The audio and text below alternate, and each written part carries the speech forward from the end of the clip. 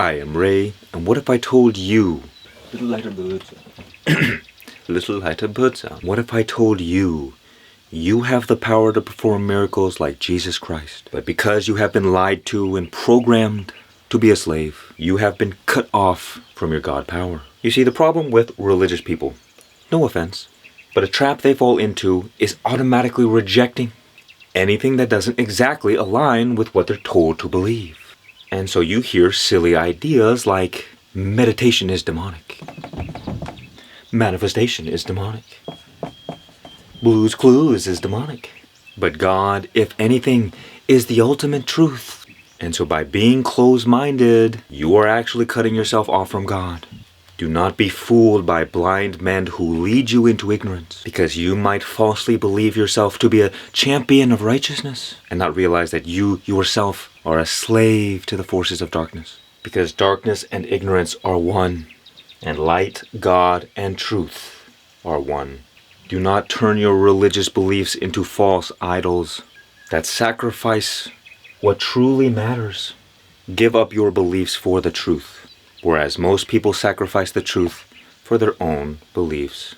Don't be like the hypocrites who speak one thing with their lips, but whose heart is far away from the truth. And I have come, as the final boss of New Age spirituality, to free you from your chains of ignorance. Are you prepared? If you cannot handle the heat, stay out of the kitchen, because we're cooking today, my friend. Prepare to have your minds blown.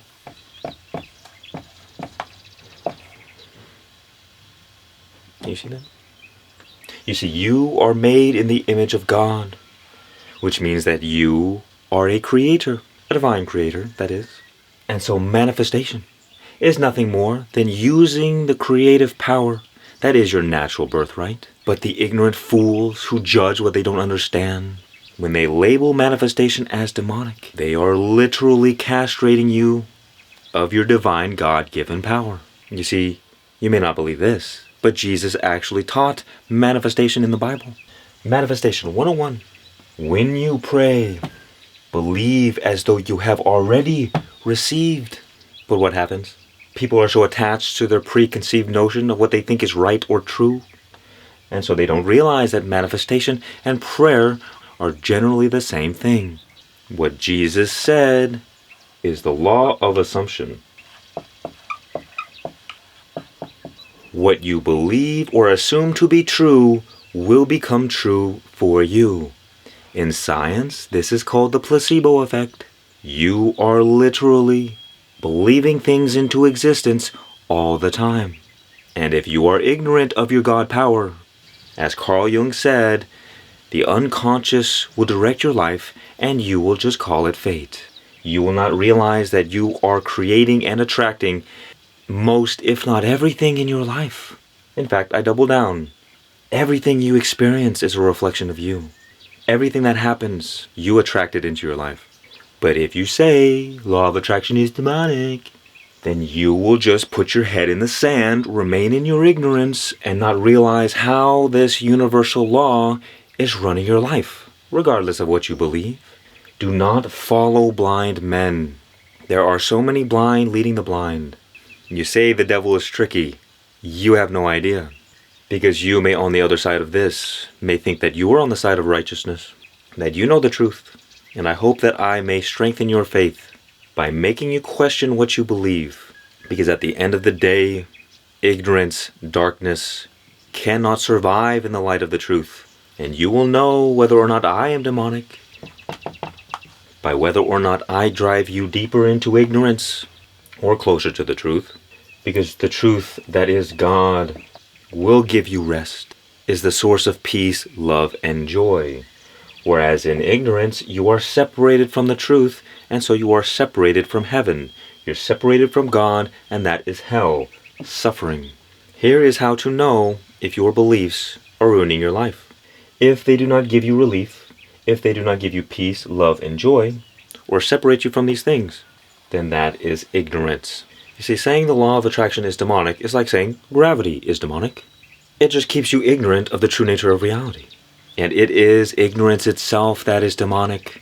One of my favorite ones, the evolution deniers. If you want to see a classy, well-dressed, high-vibe gentlemen such as myself get absolutely flustered? Tell me that evolution is not real. I dare you. Go ahead, try it. See what happens. One of my last great triggers. In truth, it is people's ignorance that triggers me, because nothing is more dangerous than ignorance in action. And go ahead, label me as demonic. Look at this guy spreading blasphemy. And other people have remembered, and they come back to us and they say, hey, don't worry, don't be afraid, ever, because this is just a ride. And we kill those people.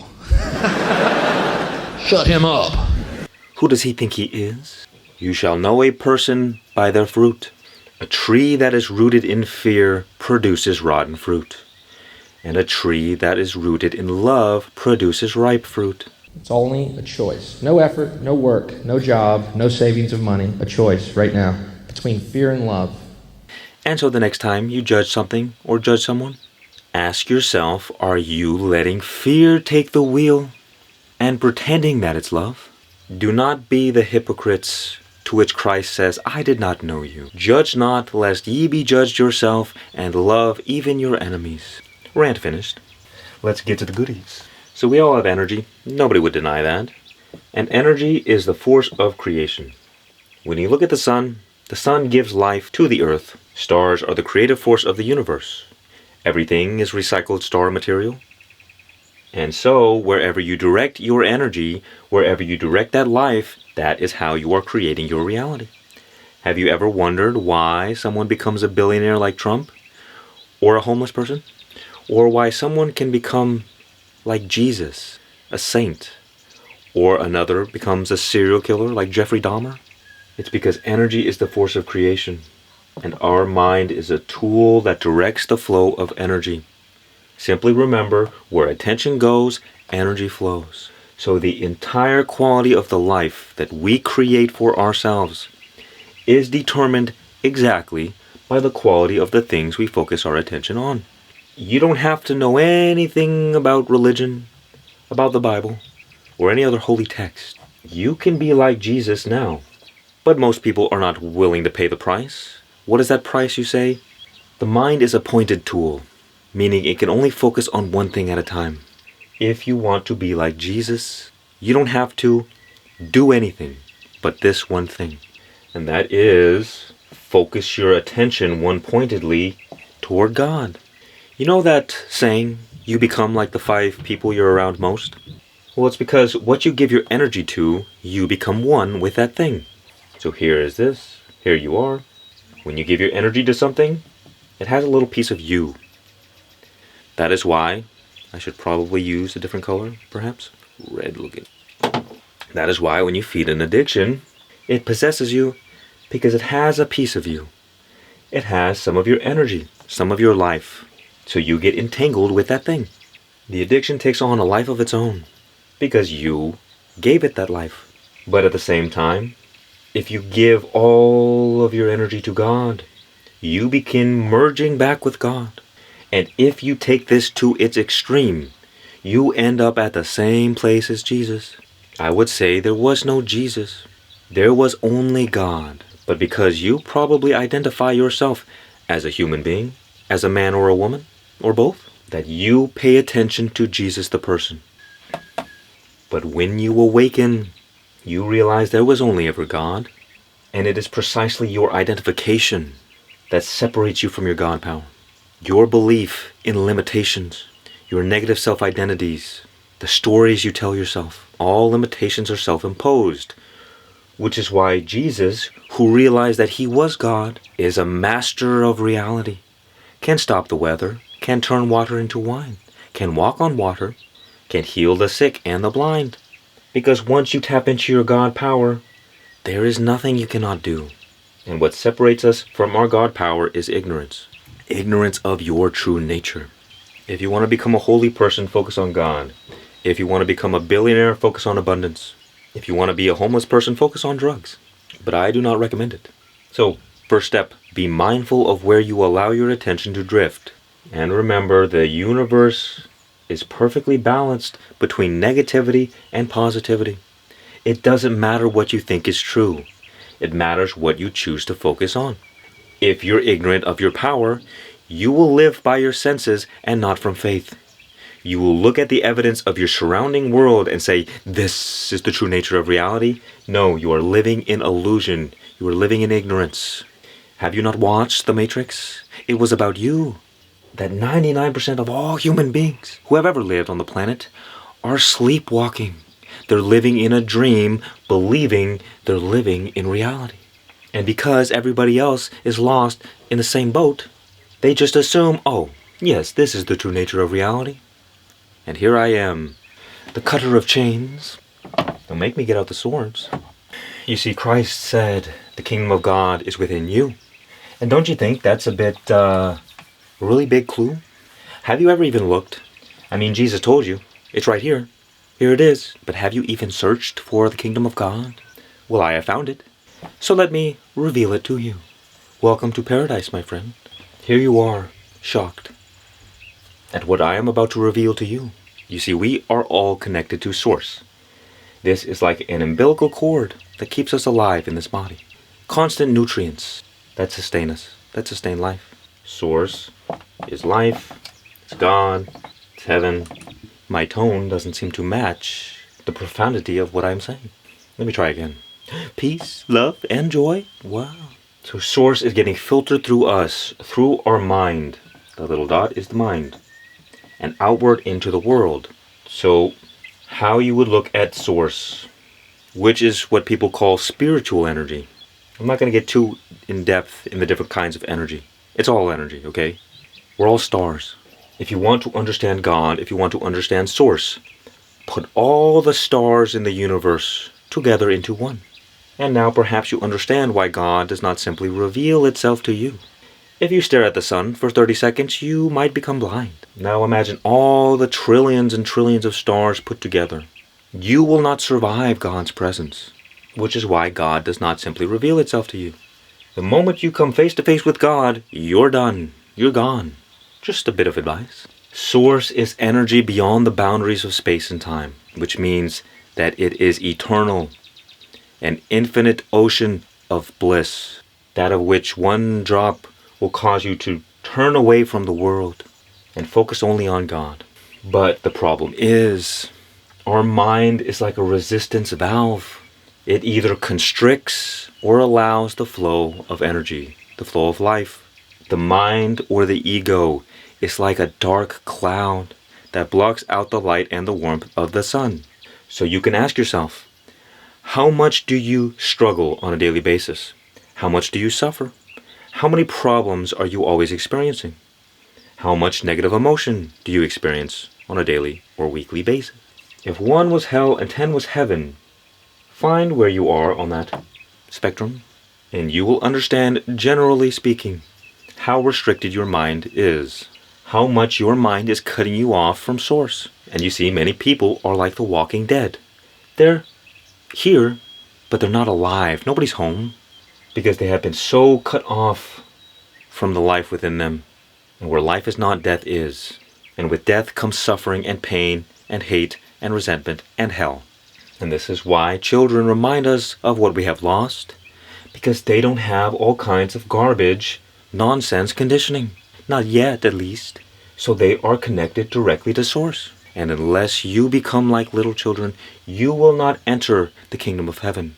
Because it is your mind conditioning that cuts you off from God. And that is why most, if not all, atheists fall under the same category, the same archetypal blueprint. They are all rational, intellectual thinking types. They have a strong mind. So they are literally cut off from any evidence of God. Biologically, the mind is what provides a sense of separation. In itself, it's not a bad thing. It gives us a sense of individuality, and it is what allows for free will. The problem is most people don't know how to use their mind. Fair enough, we didn't come into this life with a human user's manual. I get it. But now you have no excuse. In the age of information, ignorance is a choice.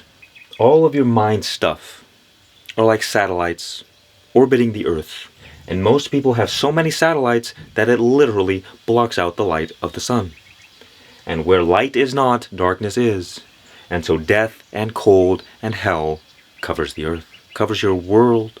And so if you want to connect to God, you must get rid of your mind stuff. Most people are hoarders. They have so many boxes in their house that they're just cramped and they don't know what to do. It's like, okay, I'm living, kind of. That is not living. That is being boxed. You must do spring cleaning. You see, the nature of the mind, what it does, it latches on to these beliefs. And it says, I like this belief, I'm going to take it. The mind is full of attachments, of beliefs, of stories, of ideas, of thoughts. And all of these things separate you from Source. That is why, it says, be still and know that I am God. But in the waters of your mind, there are ripples in which you do not see your reflection clearly. Because if you were to silence the mind and come to a place of clarity and stillness, you would recognize that you are God, that Christ is in you as Christ is in me, that you are the Christ, but you have fallen asleep. And so it is time to awaken the Christ within you, my friend. And this is what Jesus taught. But in mainstream religion, they're going to say, oh my God, what is he saying? How dare you? Crucify him. I guarantee you, most Christians today would crucify Jesus again if he came. But I digress. Because people, wait, I'm not done. People thousands of years ago were still living in ignorance. And people today are still living in ignorance. Ignorance is still here. It's the same ignorance. Okay, now I'm done. One of the first teachings that Krishna provides in the Bhagavad Gita is that the reason that people suffer is because they don't recognize their true nature.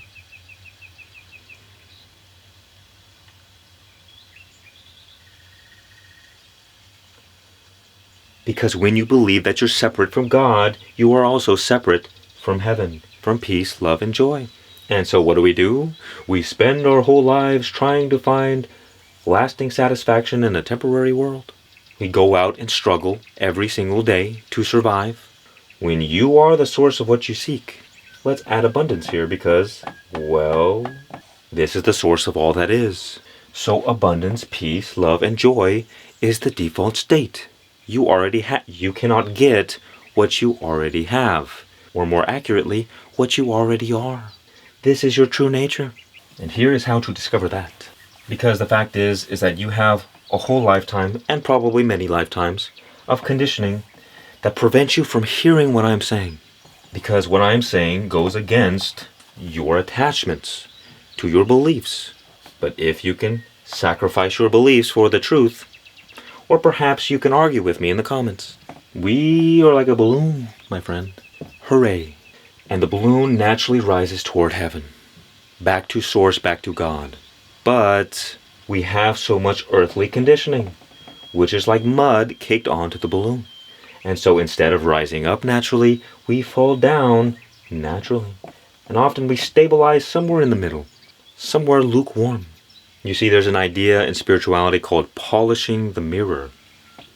You look at your reflection, but because you have so much mind conditioning, there's dirt and stuff all over the mirror. So you do not see yourself clearly. Someone like Jesus had a pure and clean mirror, saw himself for who he truly was, the Christ. And because of all your attachments to your beliefs and your ideas and your thought about what the world is and what you are and what other people are, you do not see reality clearly. You see yourself in a distorted way. And because reality is being filtered through our mind, all the information that we have in here is getting projected out onto the world, and that is what we experience. You do not see reality as it is, you see reality as you are. But that is why we must follow teachings such as Christ, because he discovered the way. He saw reality clearly. Only those who have seen the light can lead those who are still in darkness. You see, Christ gave you the secret to getting to heaven. Purify yourself in mind and heart. And when you can do this, you and God will become one effortlessly.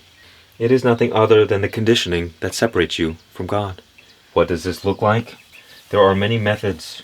In fact, all religions basically say the same thing, but for different target audiences. First things first, be aware of your negative thoughts, because this is creating the most destruction in your life. And don't worry, you will know how to manifest like Jesus by the end of this video. I promise you that.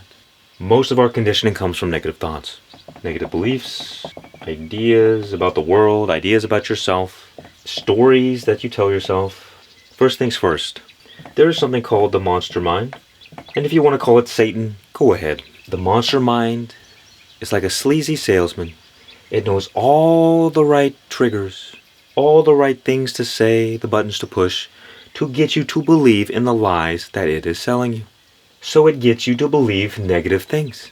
It gets you to entertain negative stories. It is the source of fear, shame, guilt, negativity in general. And if you pay attention, you will see it trying to manipulate you all the time.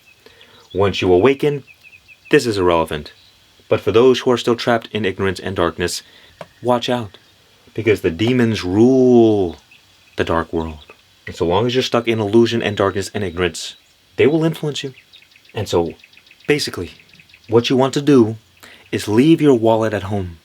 Because if you're not open for business, the monster mind can't sell you anything. Practically, what does this mean? It means that 100% of the time, you do not believe a single thought that is negative. You don't entertain a single negative idea or story about anything.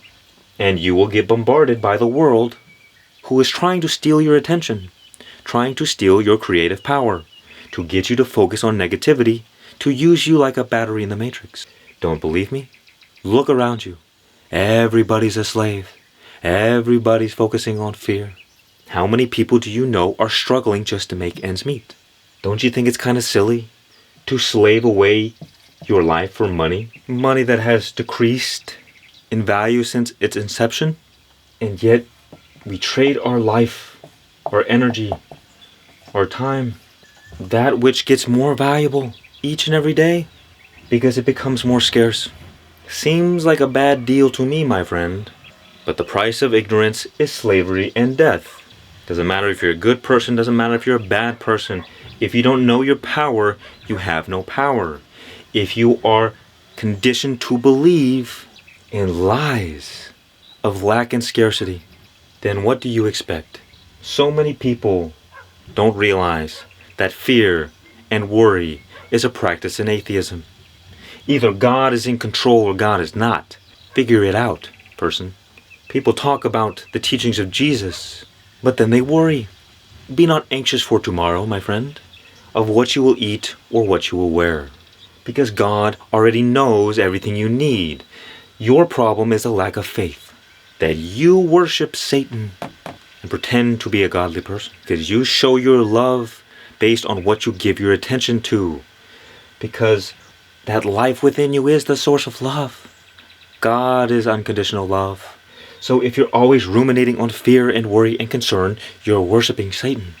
If you're judging and hating other people, you've all seen those people who say things like, oh, I don't like drama. I like peace. High vibes only. And yet they're always in drama. Don't listen to what people say. Watch their actions, and that is how you know what they truly believe. And don't believe any garbage that people spout. Like the world is going down the toilet and things are so bad and the economy. The way you judge the world is a confession of character. If you're negative, you're going to see the world as negative. And it doesn't matter if the economy is booming or if it's a depression. Negative people will always ruin everything. Poor people will always be poor. It doesn't matter the nature of the economy. It doesn't matter the nature of these dogs. It is a sickness of the mind. And that disease is ignorance. And here I am, the soul doctor. There, I'll take care of you. So first of all, you got to get rid of the conditioning first with the negative thoughts. 100% of the time, say no. Stand up for yourself, for God's sake. The robots, they're back. Oh no, it's just the garbage man. The monster mind's whole game is to hijack your attention, to steal your life. Because the monster mind is like a parasite. It has no power of its own. So it has to manipulate you and deceive you into stealing your power. The monster mind is not only within you, it is the force that is in charge of the matrix, the Godhead of evil, the Lord of darkness. But let me ask you this, what power does the darkness have in the presence of the light? You don't have to fight the darkness. You don't have to fight your negative thoughts. You don't have to go out into the world and stand up against evil. Resist not evil, Christ said, because what you resist persists. When you're focusing on negativity, you're feeding and freely giving your life away. The monster mind is also like a vampire. It can't just infringe upon your free will. You have to welcome it in order for it to steal your power. And that is why evil people get away with what they do. Because they put everything right in front of you. They say, this is what we're doing. And then they ask you for your consent. And then you just give it. And then you wonder why you're a slave. You didn't read the fine print, my friend. So 100% no. And that will solve many of your problems.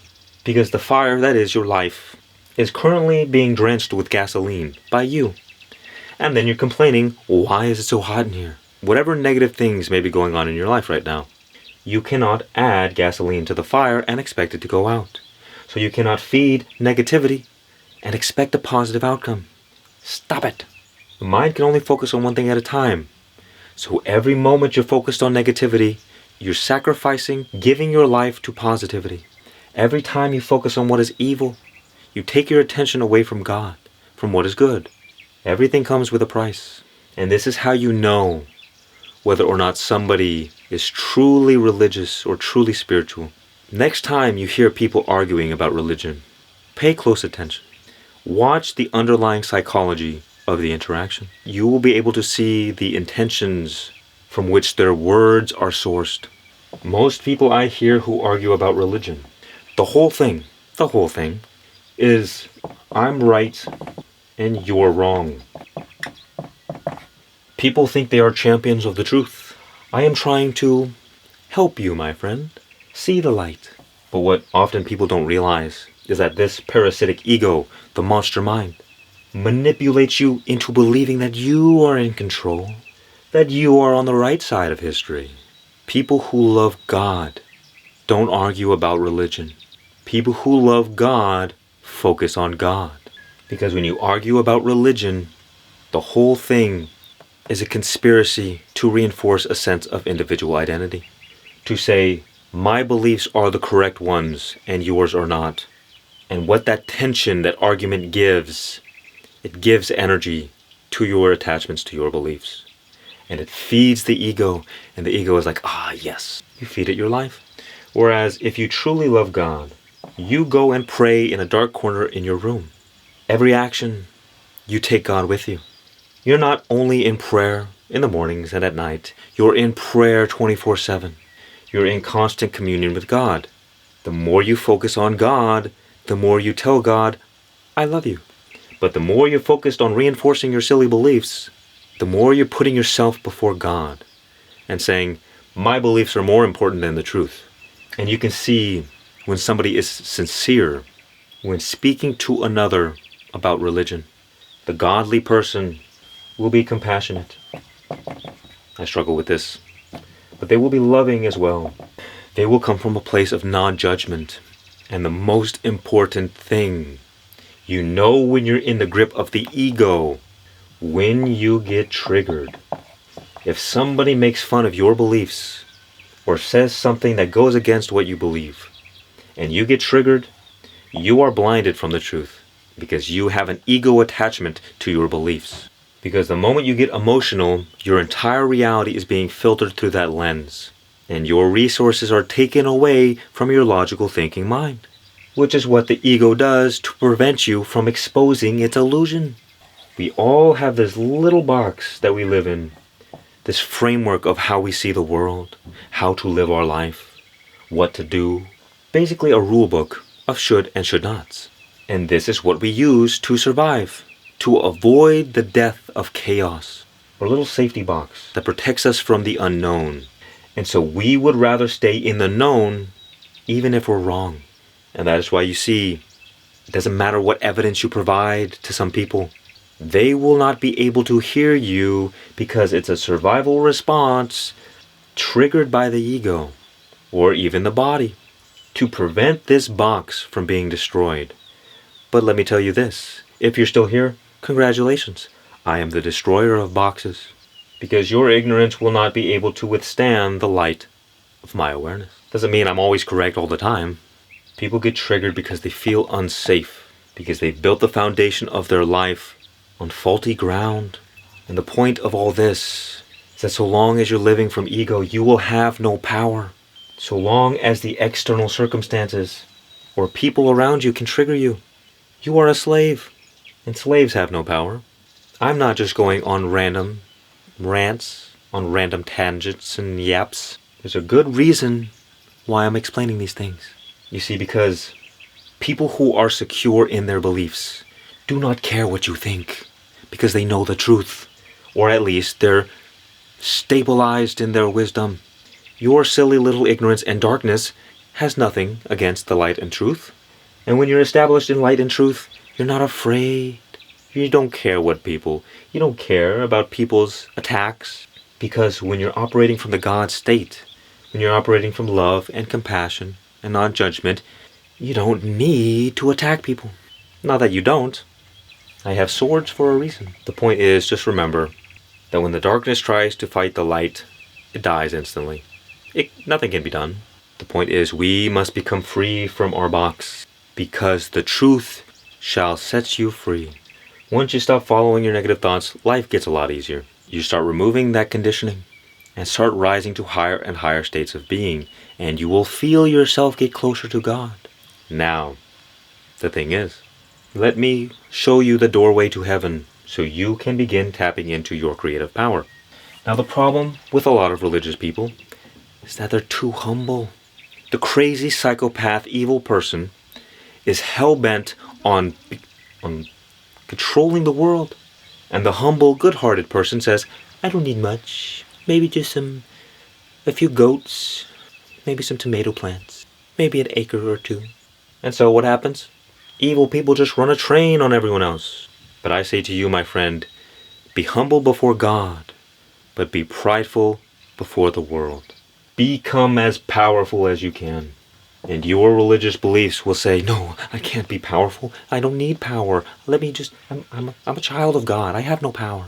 Yeah, well, come back to me when your children are being ruled by psychopathic evil people.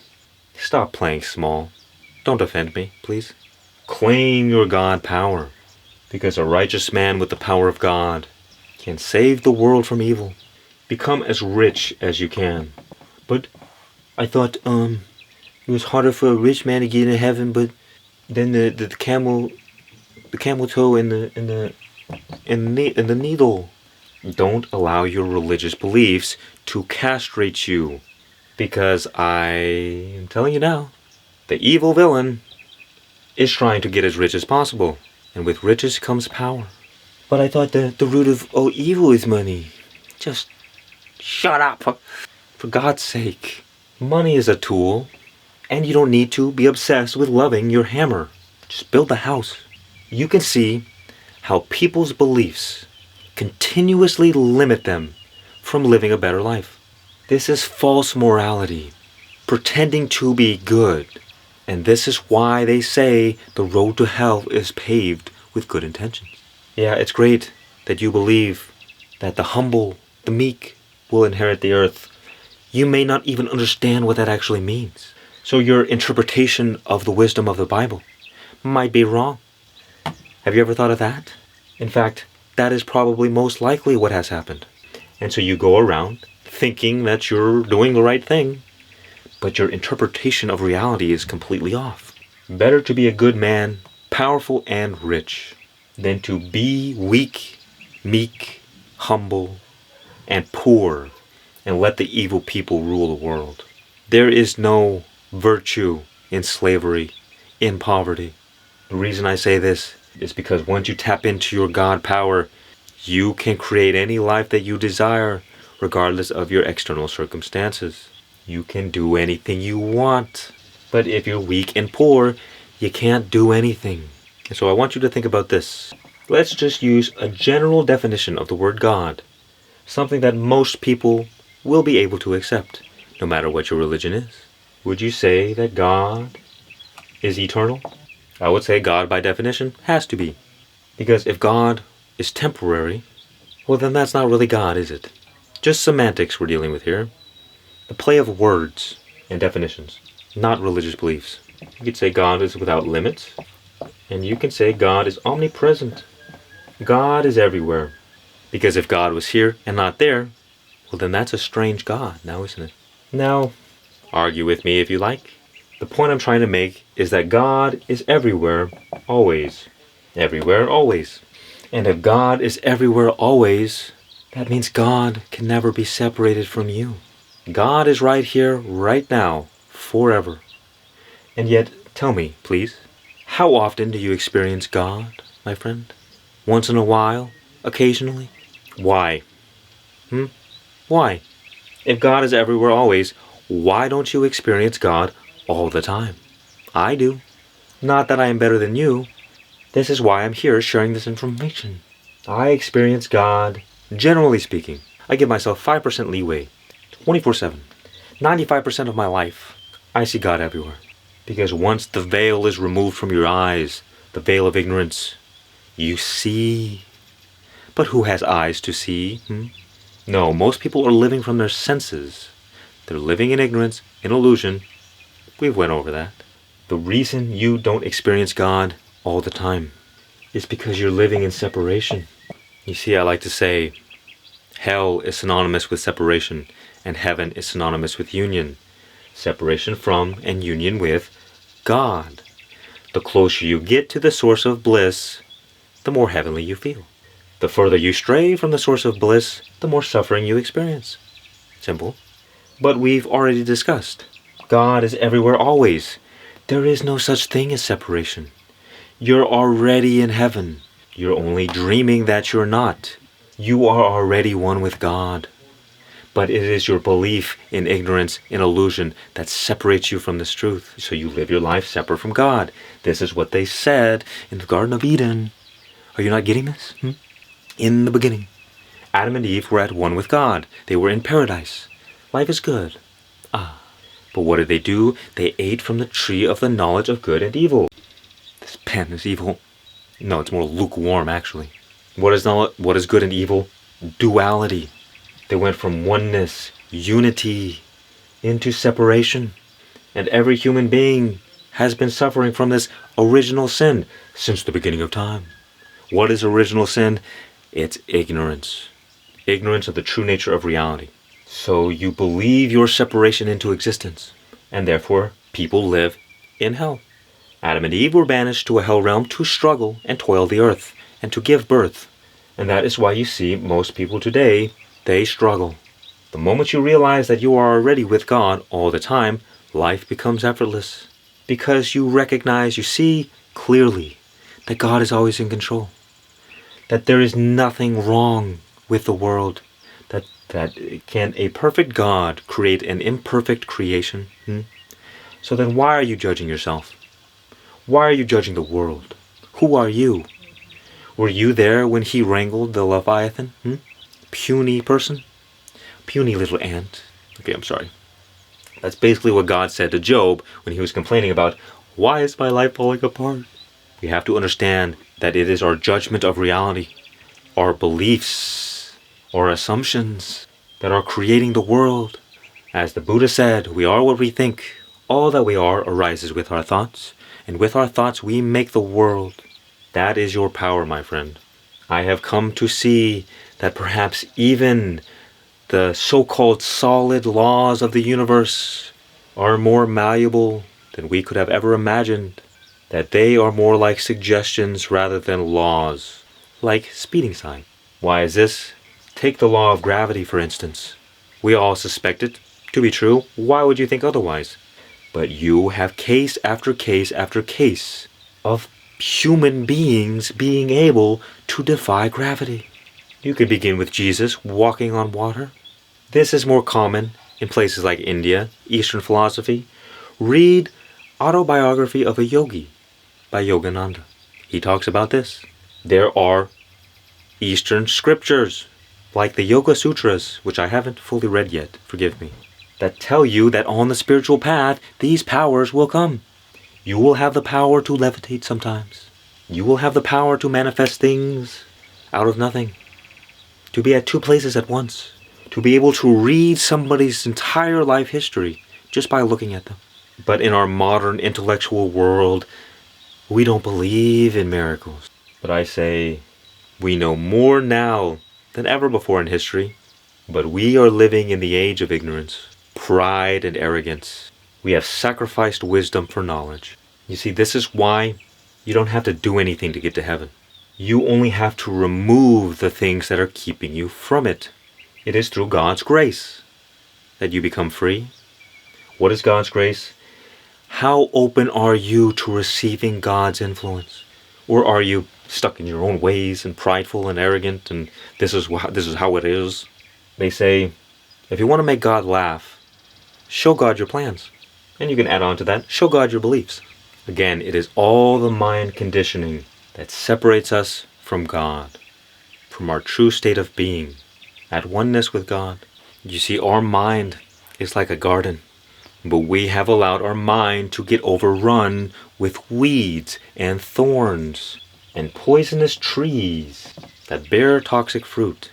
And so the environment of our mind has become unhealthy. And that is expressed by how much you suffer in your daily life.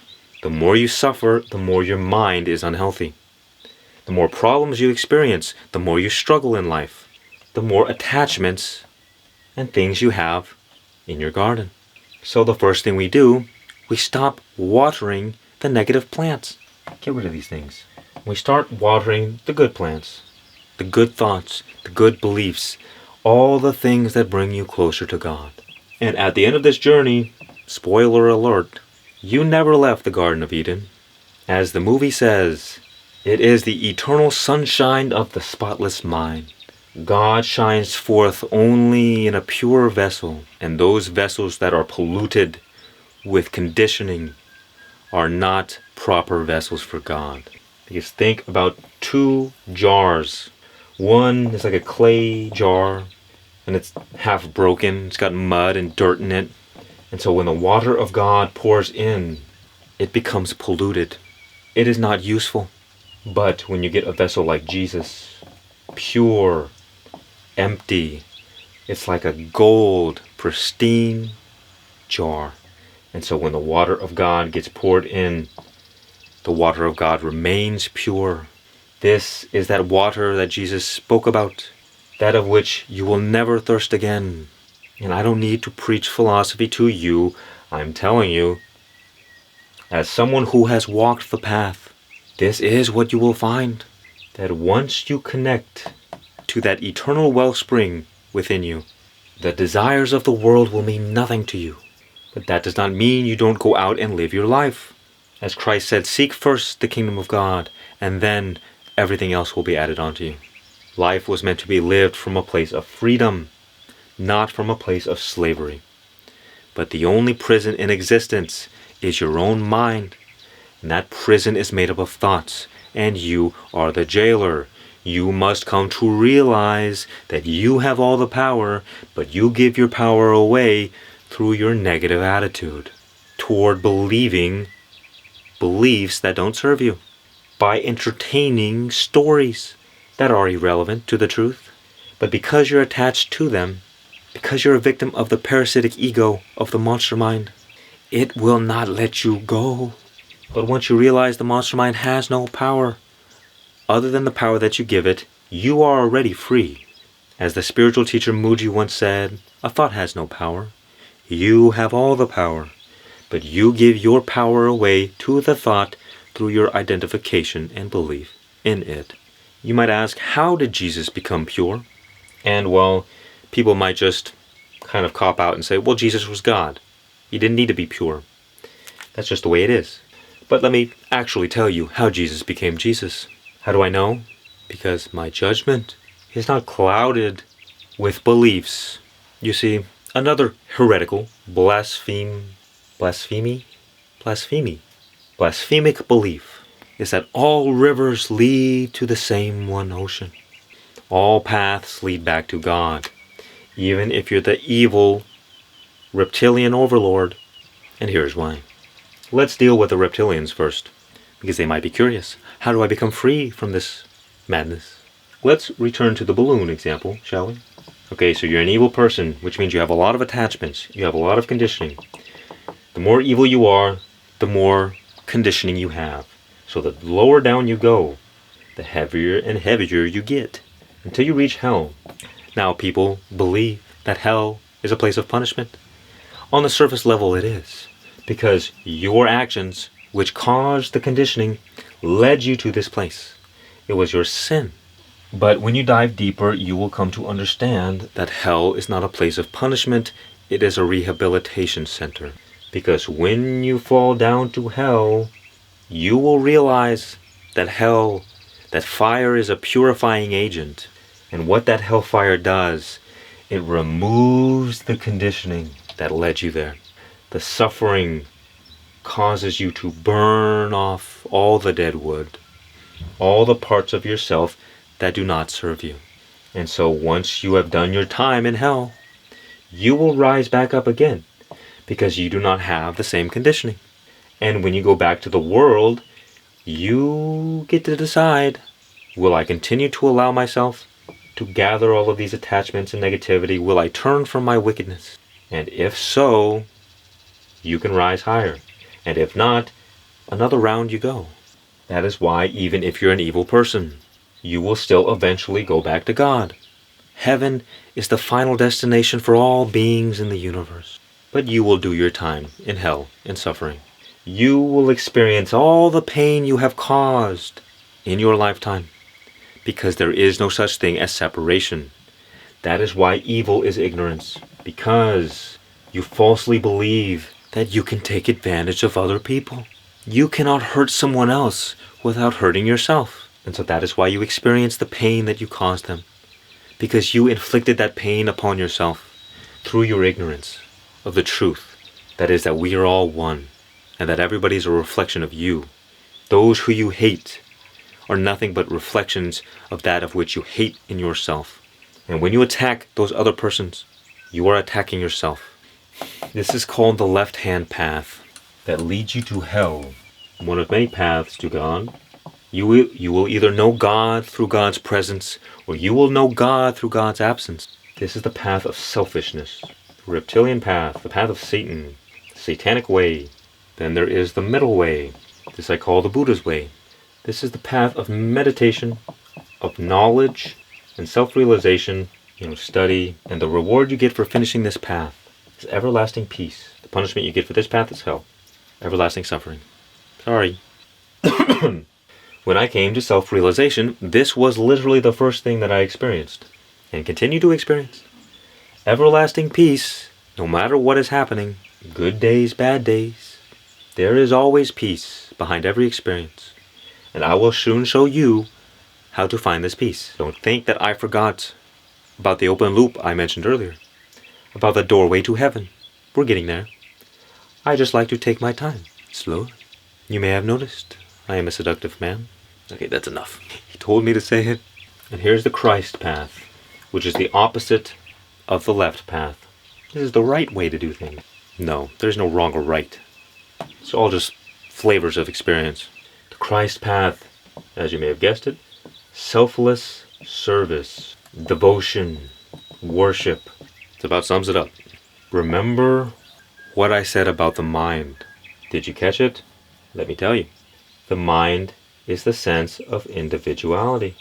It gives us a sense of self, of separate self. So, on the left-hand path, that is the path of the mind.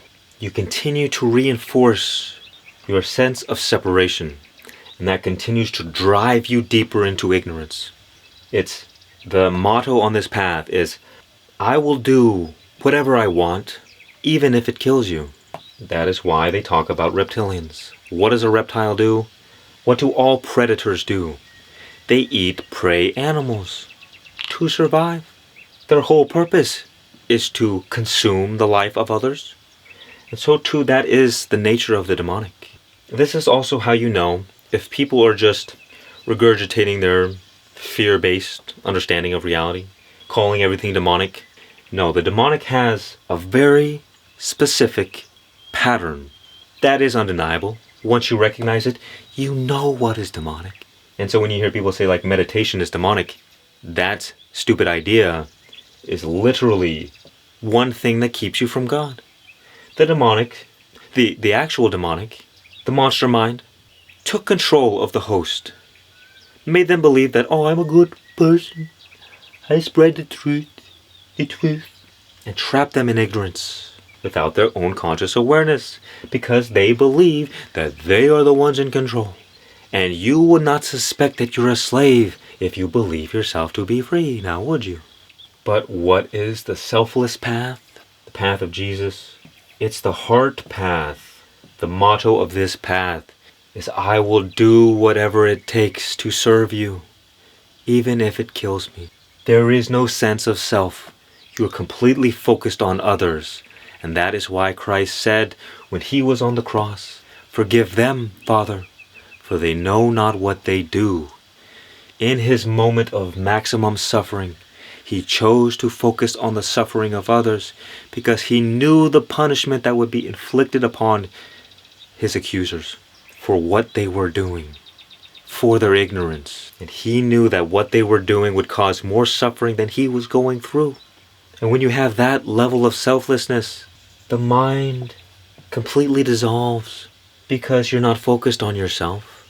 You're only focused on others and serving God, whether through devotion, prayer, or through serving others. See, most people identify with their mind, which is the sense of separation. The reason we live in ignorance is because we identify with our mind. And so, the less there is of you, the more there is of God. And the more there is of you, the less there is of God. Did I say that right? I think I did. That is the secret. That is why Jesus had the powers that he did. I forgot to say, the reward for this path, everlasting bliss. The kingdom of heaven is yours. Love and joy. Congratulations. And there will be peace there too. And freedom. You have won. Wow. Before I show you the doorway to the kingdom of heaven, let me just recap something for you. Because in case it hasn't clicked, we are connected to the source and the mind is a resistance valve, like to a hose. If you want the floodgates to open, to unlock your full divine creative power, you must enter into complete non-resistance to life. The more restricted you are, the less power you have. So I follow something called the path of least resistance. The inner path, the path of water and air. This is the path of absolute surrender. You could say surrender to God, but I don't even have to use the word God. You could just surrender to life, because nobody denies that there is life. What are you living then? Complete surrender, 100%, and that will free you from suffering. How? Because suffering is resistance to life. Where life is not, death is. Death is suffering. The grand scheme of things. Remember, life, God, is the source of all joy. The more you're in resistance to joy, the more you're separated from it. Makes sense? The more you surrender, the more you allow joy and love and peace into your life. And how do we do this? Through acceptance. You understand and continuously remember the same thing over and over and over again. That God is always in control. That everything is always working out perfectly in your favor. That everything that you experience in this life is exactly what you need for your highest spiritual growth. There are no problems. There are no mistakes. If you're struggling with an addiction or shame and guilt from something you've done, stop it, because you're feeding negativity. To feed negativity is the worship of Satan. God did not give you the spirit of fear. So what is your problem? Is God not trying to communicate to you a lesson, a teaching? And are you not sabotaging that teaching by wallowing in your own suffering? Woe is me, I'm such a wicked sinner, I'm such a bad person. Do you not see how your religious conditioning can keep you a slave? Like it or not, the monster mind works its way into all things.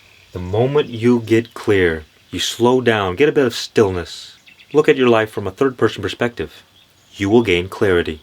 And when you gain clarity, you will understand what God is trying to tell you. For me, when something happens in my life that doesn't make sense, it rarely takes more than a day, same day usually, to understand, oh, that's why this happened. Whereas people remain in confusion for years. Why did God allow this to happen? We don't understand clearly because we're living in ignorance. When I fall to an addiction or some kind of so-called mistake or negative behavior, I don't label myself or judge myself. I say, what is God trying to teach me? And what happens is that when you stop wallowing in your own suffering, the message becomes clear and you stop sabotaging your life. So the next step, complete non-judgment, because, well, the mind is always judging things. The ego's whole game is power and control. The ego is always unhappy with its circumstances. It never accepts life the way it is. It's always judging. It's always ruminating on the past and the future and saying, this is unacceptable. Life should be exactly the way that I want it to be. Like a 2-year-old that complains and kicks and screams the moment it's not getting its way. That is the ego. But you see, those who look at the world do not see God, and those who look at God do not see the world. So when you're so busy living from your senses, you are a slave to the ego and the monster mind. But when you direct your attention inward toward God, all the nonsense that you believe about the world begins dissolving, and you become free from your ignorance. And so you can easily surrender because you understand clearly that God is always in control. You can easily accept life because you understand why things happen the way they do. Maybe not always, but you have faith and trust that God is working out everything. God doesn't give you any burdens that are too much for you, but we place extra burdens upon ourselves, and that is what destroys us. And non-judgment, well, who are you to judge the world? To judge others? To even judge yourself? That is why Jesus said, judge not. What you think of the least of thee, you think of me as well. It's not exactly right, but it's because when you judge, you're judging God. There is no other person that you think is out there. Oh, I'm a Donald Trump. I don't like him. There is only life. There is only God. Even when you judge Satan, you are judging God. And who is the least of thee but him? You always hear people talking about, oh, the enemy. The enemy is out to get me. The enemy, spiritual warfare. I don't like talking about demons and Satan anymore because I realize that it's just ignorance. There is no authority that any being in the universe has that is not given by God. But you give the forces of darkness authority over yourself through your ignorance. Congratulations, you played yourself. Jesus said love your enemies because love is the greatest of all swords. Because the moment you love your enemies, they instantly dissolve into nothingness. You love your enemies, you have no enemies. So what happens when you surrender, when you accept life, when you stop judging? You open the floodgates, and the power of God can flow through you without resistance. True power is through surrender, but the ego's power is through control. That is why, at the end of the day, when you manifest things, when you use your creative power, you let them go. God has already given you the seed of desire, your soul's purpose, what you were born on this earth to do. It's already within you. And God already wants to give you everything. But when you try to control and you force reality to be as you want it to be, that is how you sabotage your blessings. So, you discover your soul's purpose. What do you want in life? What things would you like to experience? And then you let them go. You give it all to God. Because when you give it to God, God is able to work through you. But when you try to do things yourself, through your mind, through your ego, your power is completely restricted. And if you try to force reality to be the way you want it to be, it will come with all kinds of baggage. You will not be able to enjoy what you create, and you will suffer. But when you surrender to God, you allow God to bring forth all good things without all of the excess baggage. The spiritual path is a practice in continuing to surrender, to have faith and trust in life. And once the floodgates open, all you have to do is direct your attention in the way you want. You pray as if you have already received, because you have. Because once you recognize your God power, What is there that you cannot do? Only those who live in ignorance and who are not aware of their power place limitations upon themselves. Jesus had such faith that he knew the moment he spoke, the moment he thought, whatever it was would come true. That he could bring people even back from death. Because what power does death have in the presence of the life? And so the gateway to the kingdom of heaven, as we've discussed, God is everywhere always. So you have to ask yourself, well, where is God now? Well, God is everywhere. There's a few hints. I'm sure they're in the Bible. But I will share them now. God can be found in stillness, in silence. Since God is light, God is also awareness. I mean, the wise see God everywhere, but we'll just begin baby steps at a time. Since God is eternal, we must find where is the eternal. If this is the house of God, where can we find it? And it is simple. That which is eternal is the present moment. It is always right here, right now. Yesterday it was now. Tomorrow it will be now. There is only now. From the moment you were born until the moment you die is one moment. And so the X that marks the spot on this treasure map to the inner riches that you seek is already beneath your feet. But if you live from your senses, you're going to be looking out in the world. Where's my treasure? Let me grind for 30 years and hopefully get a bit of free time when I retire. The bad news is you will never find what you are looking for outside of yourself. The good news is all that you desire is already yours. So God is found now, not later, not then. You don't have to meditate or pray or be devoted for 20 years to find God. God is here now.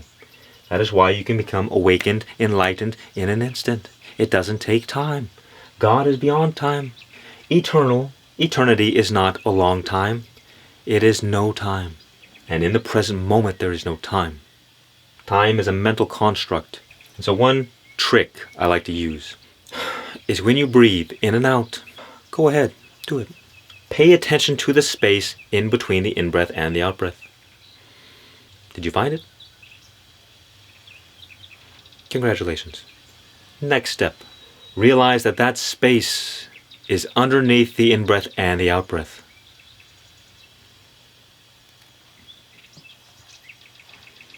The space is there all the time. The space is eternal. What you may not realize is that there is a vast ocean of silence around us at all times. But because we have been conditioned to pay attention to the noise and not the silence, that is all we hear. Only when you go out into nature, in which the noise pollution has subsided, is the silence that is always present made manifest. And so too the space within you is always present, but because we have been conditioned to pay attention to the noise of our mind, we don't see the space, we only see the stuff. Like around you right now, you don't actually ever pay attention to the space in the room. You're focused on the things in the room. You see, we know intuitively that peace and quiet are one and the same.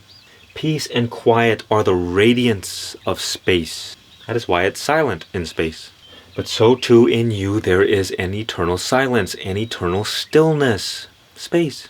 And in that eternal space there is an eternal peace. Once you fully recognize this inner spaciousness within you, I call this your safe space. It's like taking refuge in the arms of God. You can tap into this everlasting peace whenever you want, because it's always there. It doesn't go anywhere. Have you ever noticed that when you indulge in a desire, there is satisfaction? We all do it. But what you may not have realized is that the satisfaction is always there. The desire was simply covering it up. And so when the desire went away temporarily, the natural satisfaction, that eternal water, springs forth automatically.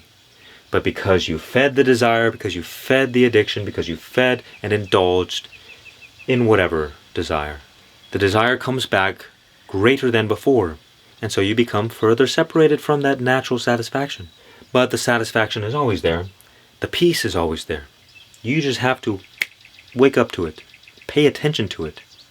All it is a habit to pay attention to the noise of our mind and not the silence, not the space.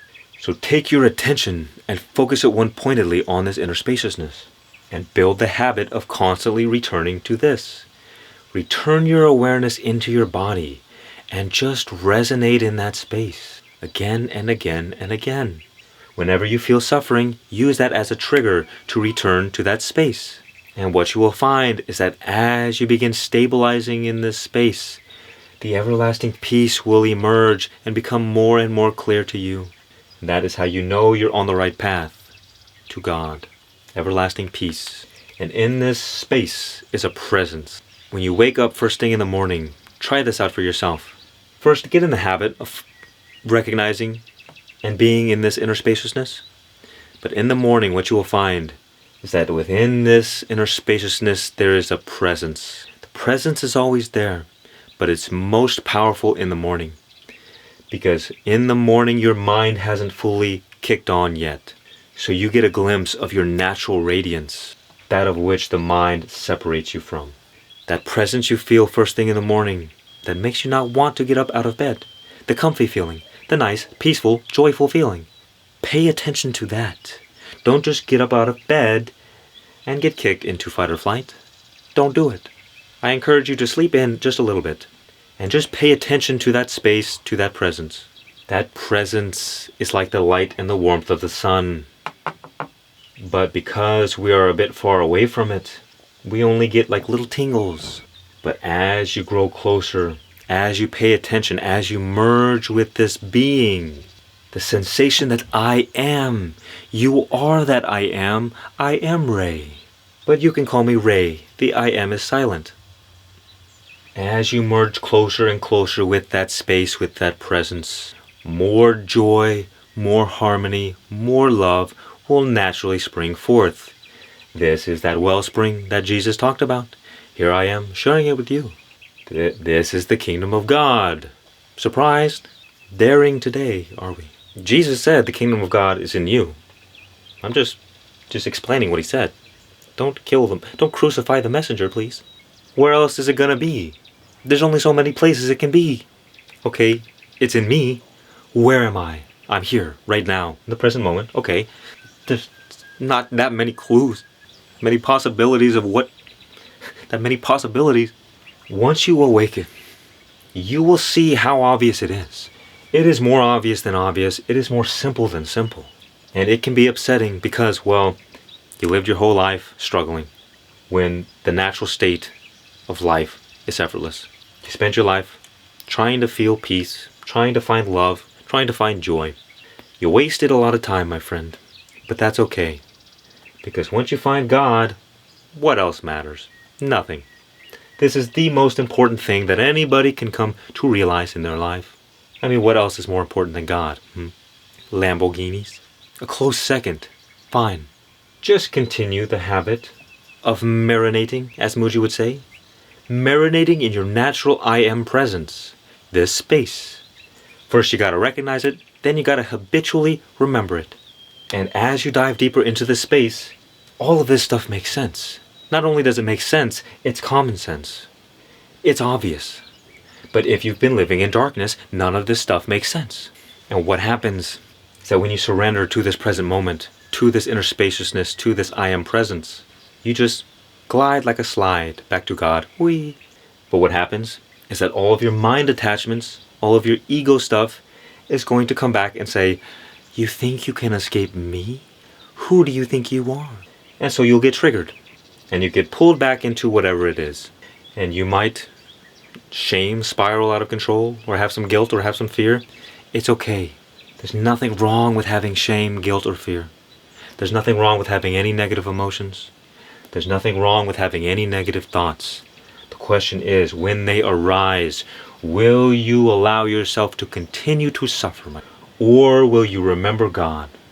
Will you return to your safe space and become free forever?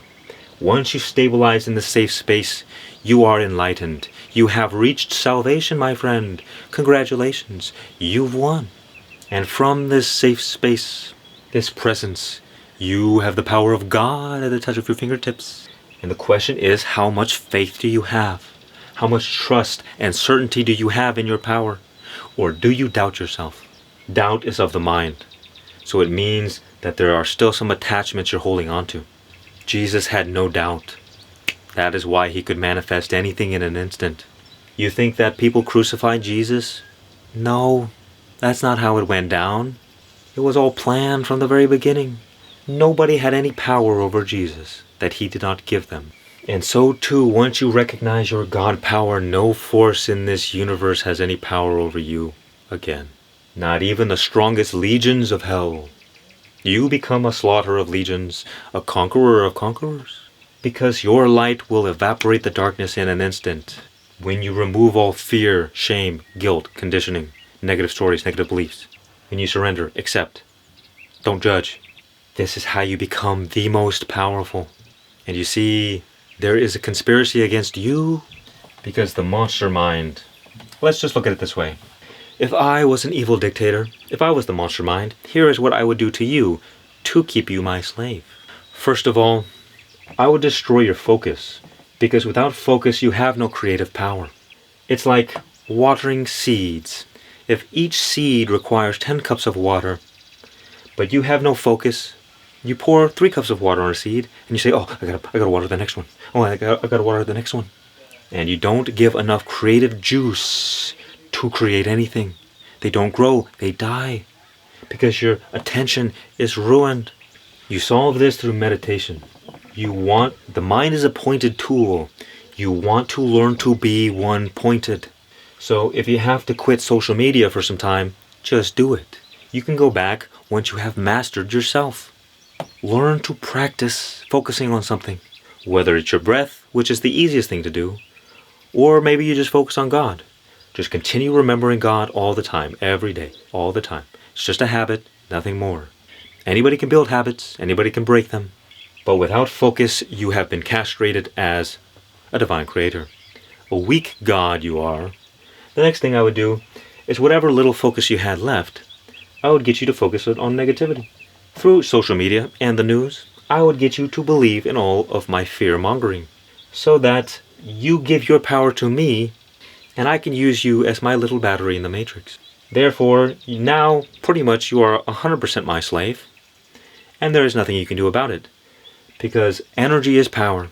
So when I steal your energy, you become powerless. Also, I'll get you to believe in all kinds of negative nonsense, all kinds of negative beliefs about what you think the world is, and how the world is, and how reality, and how people are.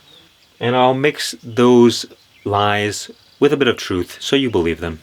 Well, in the next step, I will make you believe that you are in control. So you would never question whether or not you are a slave. I do this through pride. Because here you are. You think you know something. You know nothing. Next thing's next.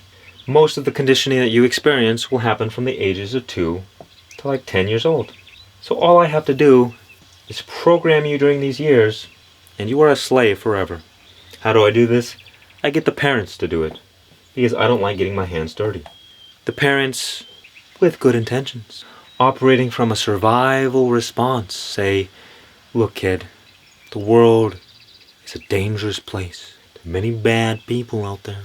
Bad things happen. You gotta play it safe. Don't do anything. Let me just restrict your authenticity. Wear this mask. Fit in. Don't make me look bad. You need other people to like you. You want to jump on that coffee table? No, don't do it. You're gonna get hurt. Don't hurt yourself. Don't do this. Don't do that. Good intentions? Yes. Those who live from fear will produce bad fruit. The road to hell is paved with good intentions. Your state of being will influence the way you act, and that will influence what you have. That is what the whole fruit thing means. If you're operating from a fear state of being, you will only result in negativity. I don't care how good of a person you think you're being. No fear. Become fearless. Because those who know God are without fear. Because when you have eternal life, you realize there is no death. So what is there to fear? You could say half the jobs of the parent is to smother out the child's authenticity for the sake of fitting in with others. There is a degree in which we should all be socially healthy, normal generally, But what happens whenever the conditioning process begins, our ego starts getting stronger and stronger and stronger. And that is why most of us lose the light in our eyes at some point. Because we have this whole rule book of how we should live our lives. And all the parts that we reject of ourselves get shoved into our unconscious, into our shadow.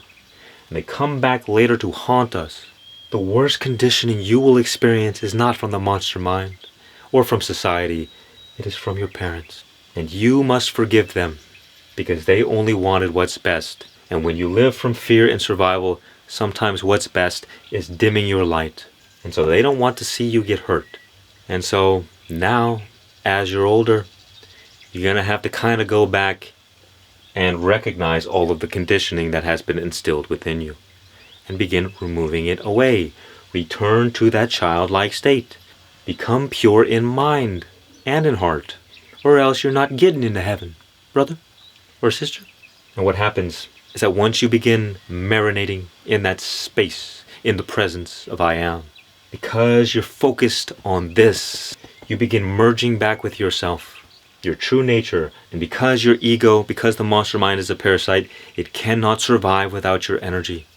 It cannot survive without your attention. So you have to stop the war. You have to stop the inner battle. Because it is you that is ruining your peace. Nobody else, nothing else. It is your own thoughts. Jail, prison, your thoughts. So just return to your safe space. And all that creates suffering will dissolve in time. But because the ego has some energetic momentum, it might continue for a while. It might pull you back into the world and instill fear and guilt and shame and struggle. But then you remember, return to God. Return to your safe space. And when you build this habit, eventually, like a fan in which the power has been turned off, even though it may still keep going for a while, eventually it stops and you stabilize in this wisdom. And absolute clarity arises in your life. You are no longer confused. You are no longer questioning. You might have some superficial questions here and there. That's not what I'm saying. I'm saying when you're connected to God, God is truth, and the truth becomes clear. God doesn't work in mysterious ways. You just haven't been developing the relationship. Because you have been conditioned by a society that does not care about you, but it's not even that evil. Because you have to give it your consent. If you choose not to give it your power, okay, it has no power over you. So the trick is, focus, practice, spiritual practice. Read your holy books. Listen to preachers and spiritual talks like this one. Do meditation. Focus your mind one pointedly toward God, even when you're living your life. Just take God with you wherever you go. Like this little hand puppet. Except for you are the puppet. Next, don't believe a single thing your mind says. We went over this. Don't believe a single negative thing anyone says. Don't focus on fear-mongering and negativity. Got it? Don't listen to negative people. Here we are. Be open-minded. Socrates was wise when he said he knows nothing. Because when you know nothing, now you are open to the truth. But the moment you say, I know, and you become prideful about what you know, you are cut off from the truth. That is why humility is the cardinal virtue. Because humility is the doorway in which wisdom enters. And next, don't condition your kids. And undo the conditioning your parents gave to you. And at the end of it all, how simple it is. We can only direct the mind in 3 ways. Negative, neutral, and positive. When you direct your mind in a negative way, it causes you to experience a net negative of energy. You lose more energy because of that behavior or that thought. The opposite is with the positive. It causes you to gain energy. And neutral has no effect. So if you want to be a master of your creative power, you must learn to transmute negativity into positivity. And you do that through remembering God. Because every negative thing you experience, God put it there for you to learn, for you to use. But if you wallow in your own suffering, you're just burning yourself alive. Don't do that. You see, sin is a word that means to miss the mark. And because our mind is a pointed tool, missing the mark means sending your energy in a way that causes you to lose it. And because energy is the force of life, that is why it is said, all sin leads to death. Wow. Because where life is not, death is.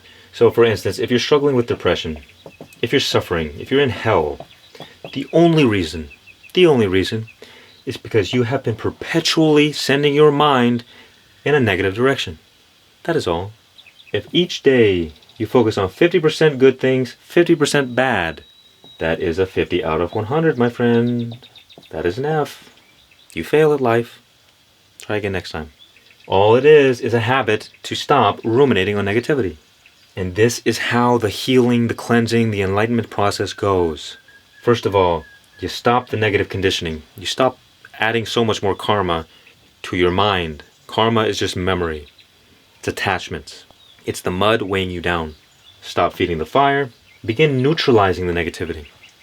Remaining in that safe space. Being non-reactive. Just being. And then we build the habit of focusing on what is good. On virtue. Living a virtuous life. And God is the most positive thing that is. So when you focus your mind one-pointedly toward God, you automatically start rising toward heaven. You merge with whatever you focus on. And what is heaven but eternal life? This is basically how you use your creative power. And it's simple. There's only 3 buttons, my friend. And then what happens next? First of all, okay, are you ready?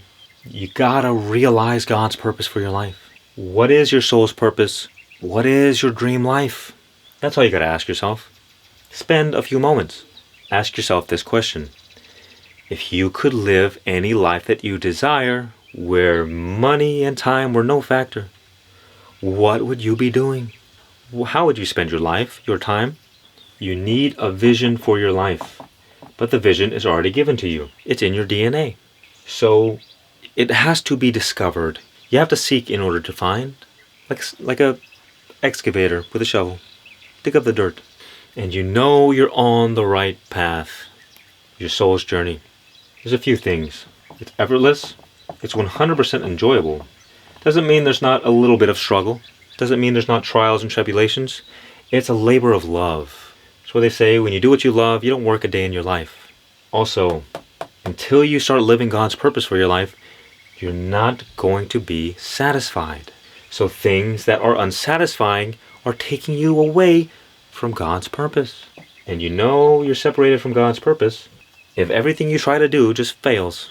God will guide you through success. Will give you a little pat on the back every time you get closer. Think about the story of Jonah.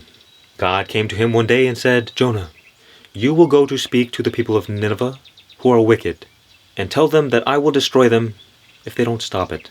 And Jonah said, I don't want to do that. That sounds like a bad idea. I'm going to go not do that and run away. So he tried to run away on a boat, and then there were great storms. And then Jonah said, my bad. Throw me overboard. You'll be good. He gets eaten by the whale. The rest is history. He repents and goes to Nineveh, and they turn from their wickedness. The point is, when you don't answer God's calling, life isn't really going to work out for you. And you don't have to be religious to understand this.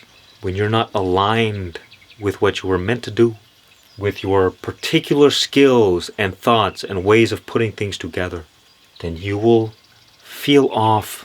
But when you're aligned, you feel right. You know you're on the right path. You know it. Whatever is of God is of no question. God's not going to sit there and say, oh, try and figure it out. This is my riddle. As they say, if it's not a hell yes, it's a hell no. Yes, that is the biggest indicator. You feel yes. This is what I want to do. And the key is, do not judge yourself. You might want something that doesn't align with your religious or spiritual beliefs. You may want some kind of material thing, like a Lamborghini. But if you tell yourself, oh no, I'm going to be spiritual. I'm not going to allow myself to fall to these monkey ways. Well then, you're just pretending, fool. Go and get it if that's what you want. Because on the path to getting it, there will be something that happens. There are many detours in life. But once you realize it's not a detour, it's just another path, my friend. Then you begin seeing God working in your life, leading you to greatness. That is why, for instance, being so attached to your beliefs is going to screw you over. Most people are living, like Ram Dass would say, with a suit that's too tight. I gotta live this way. I gotta do this. I gotta be this kind of person. And you're restricted. You're tense. You're an uptight prick. Things have gotta be this way, and if they're not this way, then relax. Let go. Be at ease. God's path will be effortless. And a big part of this is patience too. Because some people will want to take action all the time and I gotta do something. So you'll have trouble resting. But think about a seed.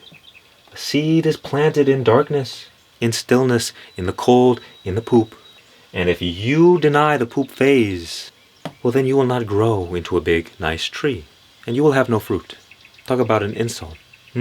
Yes, you have no fruit. You gotta enjoy the poop. That is where all the spiritual nutrients are. The struggles, the suffering, the difficulty, the trials and tribulations, the furnace of affliction. But if you judge yourself during this time, you'll never grow. You'll stifle yourself.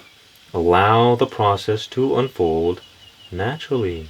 Here you are, a little stubby. Nice to meet you, my friend. Feel your way into your dream life, to your vision. And once you get a general idea of what you want out of life, we're on to the next step. And again, this vision will unfold as you go along the journey. So you don't need to have it all figured out right now. Just have a general direction, my friend. Because if you do not set your GPS, well then where are you going to go? Most people fail at life. Most people don't create anything. They don't manifest their dream life because they don't know what it is. And if you aren't clear, you will drift. And if you drift, your life will be filled with duties, responsibilities, monotonous tasks. And you will wake up 20 years down the road and realize, what have I done with my life? Get clear, please, or else you will experience the swords. The swords of God. Next, you must have faith, or you may have understanding. Once you understand your God power, faith is not as necessary. But faith universally works every time. Faith is like the gasoline that assures that you get there, that ensures that you sustain the journey. Because on the journey to your dream life, there will be obstacles. And if you do not have faith in God, if you do not understand your true power as a divine creator, then you might give up. That is why almost everyone else fails. Is that they try to live their dreams and then they give up. And then the last, most important step of all, you must begin. Return to the present moment and put one foot in front of the other. You don't need to know how you're going to get there. All you need to know is like 5 feet in front of you. The next step. Do what's in front of you and God will reveal everything in divine timing. And what you will do is that when you're focused on your vision, you will begin manifesting it into reality. Doesn't matter what it is. And the key here is to follow your bliss, because bliss is the nature of God. Think about a plant, for instance. A plant only knows whether or not it's straying closer to the light or further into the darkness. So too you have this ability to feel your way closer to God. Every time you do something that brings you joy, peace, and love, do more of it. And do less of things that take you away from it. Really, as simple as it is, the key to success in life. Focus on your dreams long enough to make them an actuality. Do not focus on what you do not have. Focus on what you do have.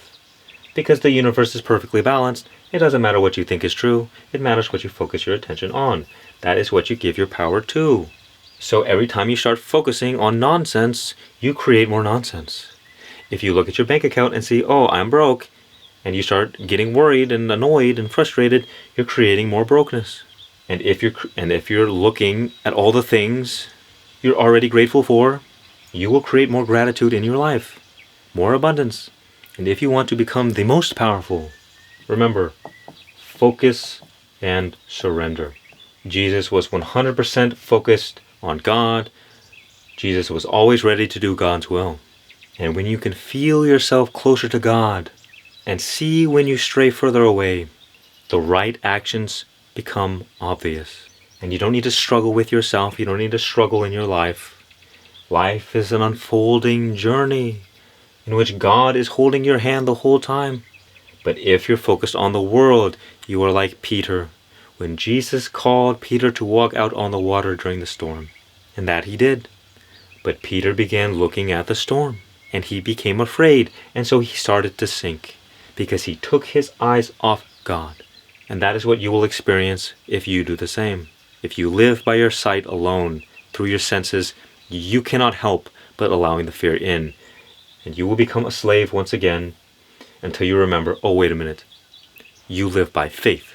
God is always in control. You have all the power. And you gave your power away of your own free will. And that, my friend, is how you create any life that you desire, regardless of the external circumstance. That is how you manifest like Jesus. I am Ray. Visit my cool store. Much peace and many blessings. And remember, just be